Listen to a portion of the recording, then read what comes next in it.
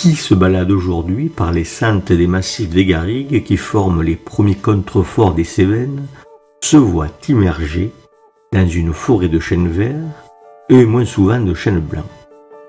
Le chêne vert, comme nous l'avons dit dans un précédent microdoc, fut le pétrole du Moyen-Âge et de l'époque moderne. À le voir omniprésent aujourd'hui, on pourrait croire qu'il en fut toujours ainsi. S'il fut le moteur du développement économique de l'Occident qui s'accélère dès le XIe siècle, il en subit la rétroaction négative. Surexploitée par les centres urbains et les villages, la forêt recula sans doute dès le XIIe siècle. Le XIIIe siècle accéléra le processus de déforestation qui accompagnait la croissance des villes où l'artisanat consommait la forêt alentour. La croissance de la population qui se fait jour au XIIe et XIIIe siècle s'accompagne à son tour d'une extension des espaces cultivés au détriment des forêts, des étangs.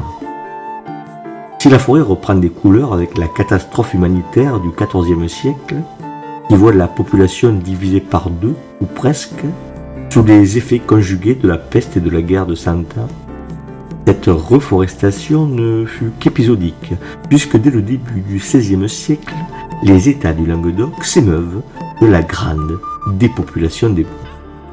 C'est dire au jugé que la reprise démographique et économique de la seconde moitié du XVe siècle avait consommé tout le regain forestier et qu'à quelque chose près, les bas niveaux du XIIIe siècle étaient déjà retrouvés.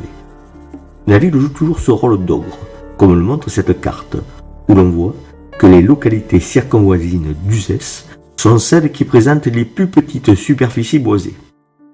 L'étude succincte que j'ai menée dans ma thèse sur le couvert forestier montre qu'il continue de se dégrader à l'époque moderne, où finissent par n'être préservés que quelques bois seigneuriaux, les Devois et autres défunts, demeurant sous la surveillance des agents seigneuriaux.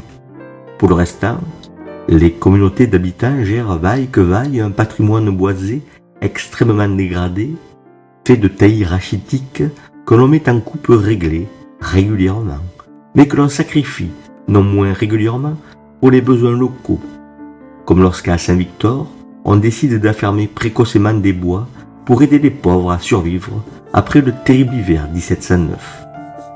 Ailleurs, on met à ferme une coupe de bois avant terme pour soutenir un procès ou pour payer les dettes de la communauté. Pour faire court, les bois ont servi de variable d'ajustement financier, ce qui explique leur état d'extrême dénuement à la fin du XIXe siècle, malgré des interventions de l'État centralisé via les eaux et forêts. C'est ainsi qu'André Gide, à la fin du XIXe siècle, vers 1880, se rendant chez sa grand-mère à Uzès, traversant pour ce faire le massif des garrigues de Nîmes, avait pu trouver justifiable de comparer les paysages traversés à la Palestine.